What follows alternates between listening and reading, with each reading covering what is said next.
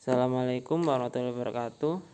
Perkenalkan, nama saya Jundullah Fakiuddin Ramadan dengan NIM 050203200043. Kali ini saya bersama rekan saya yaitu Saya Rosita Nur Alif Darmasanti dengan NIM 050203200056. kami di sini akan menjelaskan makalah kami yang bertema khos dan macam-macamnya, mutlak dan muqayyad.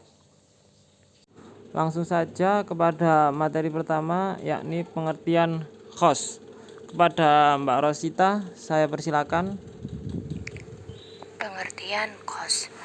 Kos menurut bahasa atau etimologi adalah lafaz yang menunjukkan arti yang tertentu, tidak meliputi arti umum. Dengan kata lain, kos itu kebalikan dari am.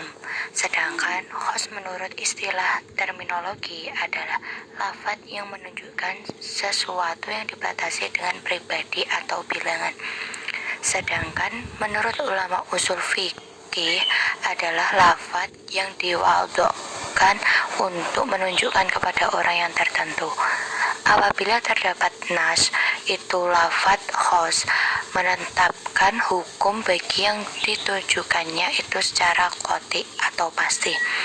Apa yang tidak berdasarkan dalil untuk mentakwilkannya dan yang dimaksud makna lain daripadanya, jika terdapat secara mutlak, dipergunakan menetapkan hukum secara keseluruhan.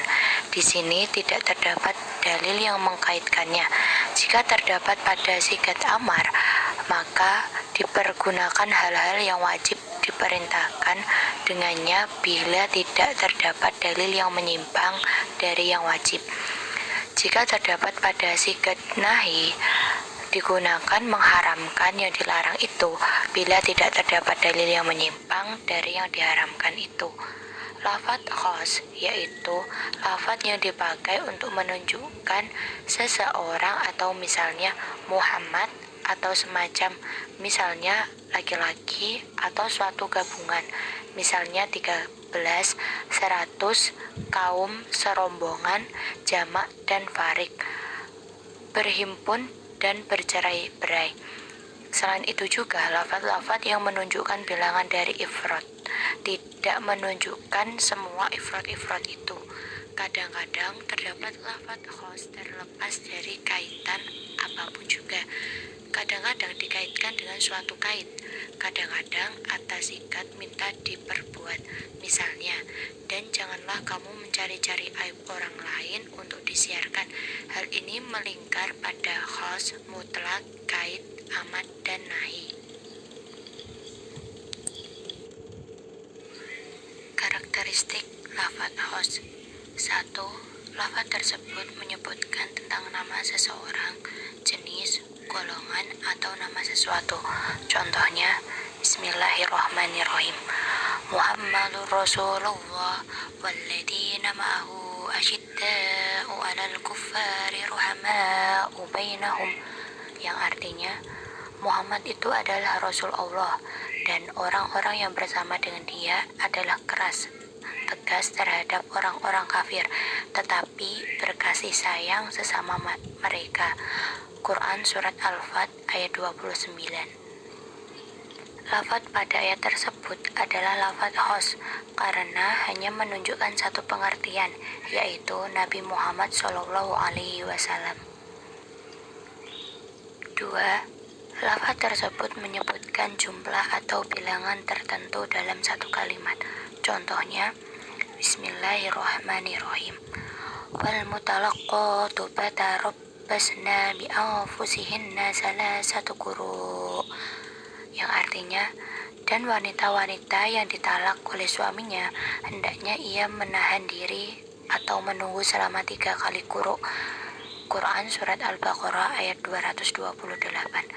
Ayat di atas menjelaskan bahwa iddah seorang wanita yang ditalak suaminya adalah 3 kali quru'. Lafaz salasah pada ayat tersebut merupakan lafaz khos karena secara eksplisit menyebutkan tentang jumlah atau bilangan tertentu. Yang ketiga, lafaz tersebut dibatasi dengan suatu sifat tertentu atau diidafahkan. Contohnya, Bismillahirrahmanirrahim. Wa man qatala mu'minan khata'an fatahriru raqabah, yang artinya, dan barang siapa yang membunuh seorang mukmin karena tersalah, maka hendaklah ia memerdekakan seorang hamba sahaya yang beriman. Quran Surat An-Nisa ayat 92. Lafaz raqabah mukminah, hamba sahaya yang beriman, dalam ayat tersebut merupakan lafaz khos karena menunjukkan pada satu jenis tertentu, yaitu hamba sahaya yang beriman. Dalalah lafaz khos. Menurut jumhur ulama telah sepakat bahwa dalalah khos menunjukkan kepada dalalah qat'iyah terhadap makna khusus yang dimaksud, dan hukum yang ditunjukkannya adalah qati', bukan zani, selama tidak ada dalil yang memalingkannya kepada makna. Contohnya, Bismillahirrahmanirrahim. Faman lam yajid fasiyamu salasati ayyamin fil hajj, yang artinya, tetapi jika ia tidak menemukan binatang kurban atau tidak mampu, maka wajib berpuasa 3 hari dalam masa haji dan 7 hari lagi apabila kamu telah pulang kembali. Quran Surat Al-Baqarah ayat 196. Lafaz salasah dalam ayat tersebut adalah lafaz khos yang tidak mungkin untuk diartikan dengan makna selain 3 hari. Oleh karenanya, dalalah maknanya adalah qat'iyah atau pasti, dan dalalah hukumnya pun juga qati'. Lafaz khos yang ditemui dalam nas wajib diartikan sesuai dengan arti hakiki selama tidak ditemukannya dalil yang memalingkan dari arti hakiki ke arti lain. Akan tetapi, apabila ada qarinah, maka lafaz khas harus ditakwilkan kepada maksud makna yang lain. Hukum khas. Bila ada suatu lafaz khas dalam nas syar'i, maka makna khas yang ditunjuk oleh lafaz itu adalah qati', bukan zani. Contohnya, Bismillahirrahmanirrahim. Wal mutalaqqatu yatarabbasna bi anfusihinna salasata quru', yang artinya, dan wanita-wanita yang ditalak suaminya itu hendaklah menunggu iddah mereka selama 3 kali. Quran Surat Al-Baqarah ayat 228. Lafaz salasah di situ adalah khos dan maknanya qati'. Seringkali lafaz khos itu terdapat secara mutlak tanpa ada batasan atau ikatan apapun, dan sering pula terdapat dalam bentuk tuntutan perbuatan. Contohnya, bertakwalah kepada Allah. Hukum khos secara global ialah apabila terdapat nas syara' sedang maknanya yang khusus menunjukkan dalalah secara pasti, maka pada hakikatnya lafaz khas itu dibuat dan pengertiannya diambil hukum dengan pasti, tidak dengan dugaan. Tidak ada pertentangan antara ulama fikih mengenai ketetapan hukum qati' dari lafaz khas. Baik, selanjutnya akan dijelaskan dengan saya sendiri mengenai pengertian mutlak dan muqayyad. Kata mutlak dari segi bahasa berarti sesuatu yang lepas atau tidak terikat. Sedangkan kata muqayyad dari segi bahasa berarti ikatan yang menghalangi sesuatu memiliki kebebasan gerak, terikat, atau mempunyai batasan. Mutlak secara etimologi bermakna bebas dalam artian tanpa ada ikatan dengan suatu yang lainnya. Sedangkan secara terminologi, mutlak adalah lafaz yang datang dalam bentuk umum tanpa mempunyai sebarang keterbatasan atau had tertentu atau takyid. Sedangkan muqayyad secara etimologi bermakna terikat dengan dalil-dalil sesuatu. Sedangkan secara terminologi, muqayyad ialah lafaz yang menunjukkan pada hakikat lafaz tersebut dengan dibatasi oleh sifat, keadaan, dan syarat tertentu. Adapun lafaz muqayyad adalah lafaz yang menunjukkan suatu satuan yang secara lafziyah dibatasi dengan suatu ketentuan. Misalnya, Mishriyun muslimun, seorang kebangsaan Mesir yang beragama Islam, dan rajulun rasyidun, seorang laki yang cerdas.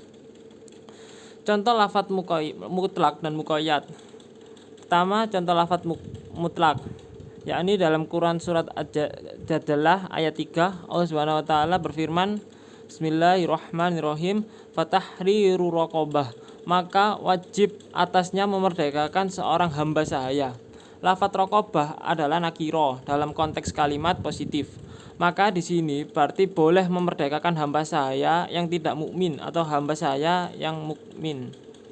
Sedangkan untuk contoh muqayyad, yakni dalam Quran surat An-Nisa ayat 92, Allah Subhanahu wa taala berfirman, Bismillahirrahmanirrahim, fatahriru raqabatim mu'minah, maka hendaklah si pembunuh memerdekakan hamba sahaya yang beriman. Lafadz raqabah di sini tidak sembarangan hamba sahaya yang dibebaskan, tetapi ditentukan hanyalah hamba sahaya yang beriman. Hukum lafadz mutlak dan muqayyad. Nas yang mutlak hendaknya tetap dipegang sesuai dengan sifat kemutlakannya, selama tidak ada dalil yang membatasi. Begitu juga dengan muqayyad, lafadz mutlak menjadi tidak terpakai jika ada lafadz muqayyad yang menjelaskan sebab dan hukumnya. Yang pertama adalah sebab dan hukumnya sama. Dalam segi ini, mutlak harus ditarik pada yang muqayyad. Artinya muqayyad menjadi penjelas mutlak seperti puasa untuk kafarat sumpah. Lafadz ini dalam qiraat mutawatir yang terdapat dalam mushaf diungkapkan secara mutlak. Allah Subhanahu wa taala berfirman, Bismillahirrahmanirrahim, famal lam yajid fasiyamu thalathati ayyam, dzalika kaffaratun aymanikum idza halaftum. Yang artinya, barang siapa tidak mampu melakukannya, maka kafaratnya berpuasalah 3 hari. Itulah kafarat sumpah-sumpahmu apabila kamu bersumpah. Quran surat Al-Maidah ayat 89. Lafadz fasyamu thalathati ayyam itu dimuqayyadkan atau dibatasi dengan at-tatabu, yaitu berturut-turut seperti dalam qiraat Ibnu Mas'ud, fasyamu thalathati ayyami min tatala'ata. Maka kafaratnya adalah berpuasa selama 3 hari berturut-turut. Pengertian lafadz yang mutlak ditarik kepada yang muqayyad karena sebab atau sebab yang satu tidak akan menghendaki 2 hal yang bertentangan. Yang kedua yaitu sebab sama namun hukum berbeda. Dalam hal ini masing-masing mutlak dan muqayyad tetap pada tempatnya sendiri. Contohnya contoh mutlak yang menerangkan tentang tayamum. At-tayamu sorbatal wajhi wal walidain. Tayamum ialah sekali mengusap debu untuk muka dan kedua tangan. Hadis riwayat Ammar. Contoh muqayyad yang menerangkan tentang wudu. Allah Subhanahu wa taala berfirman, Bismillahirrahmanirrahim, faqzilu wujuhakum wa aydiyakum ilal marafiq. Maka basuhlah wajahmu dan tanganmu sampai ke sikumu. Quran surat Al-Maidah ayat 6. Ayat yang muqayyad tidak bisa menjadi penjelas hadis yang mutlak karena berbeda hukum. Yang dibicarakan yaitu wudu dan tayamum, meskipun sebabnya sama, yaitu hendak sholat atau karena hadas. Yang ketiga adalah sebab berbeda namun hukum sama. Dalam hal ini ada 2 pendapat. Menurut golongan Syafi'i, mutlak dibawa kepada muqayyad, sedangkan menurut golongan Hanafi dan Makiyah, mutlak tetap pada tempatnya sendiri, tidak dibawa kepada muqayyad. Contohnya dalam surat Al-Mujadalah ayat 3, Allah Subhanahu wa taala berfirman, Bismillahirrahmanirrahim, walladzina yutahhiruna min nasaihim tsumma ya'uduna lima qalu fatahriru raqabatim ma qabli ayyutamasya. Yang artinya, dan mereka yang menzihar istrinya kemudian menarik kembali apa yang telah mereka ucapkan, maka mereka diwajibkan memerdekakan seorang budak sebelum kedua suami istri itu bercampur. Contoh muqayyad dalam Quran Surah An-Nisa ayat 92, Allah Subhanahu wa taala berfirman, Bismillahirrahmanirrahim, wa ma qatala mu'minan khata'an fatahriru raqabatim mu'minah. Barang siapa membunuh seseorang yang beriman karena tersalah, hendaklah dia memerdekakan seorang hamba sahaya yang beriman. Kedua ayat di atas berisi hukum yang sama, yaitu pembebasan budak, sedangkan sebabnya berbeda. Yang ayat pertama karena zahir, dan yang ayat kedua karena pembunuhan yang sengaja. Lanjutnya sebab dan hukum berbeda. Hal ini masing-masing mutlak dan muqayyad tetap pada tempatnya sendiri. Muqayyad tidak menjelaskan mutlak. Contohnya dalam surat Al-Maidah ayat 38, Allah Subhanahu wa taala berfirman, Bismillahirrahmanirrahim, wassariqu wassariqatu faqta'u aydiyahum.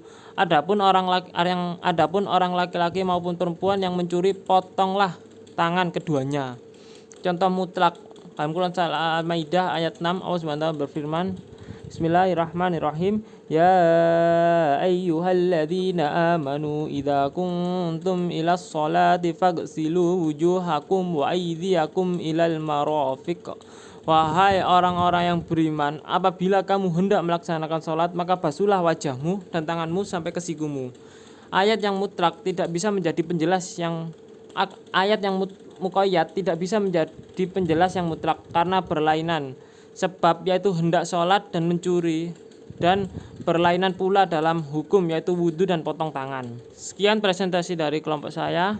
Wassalamualaikum warahmatullahi wabarakatuh.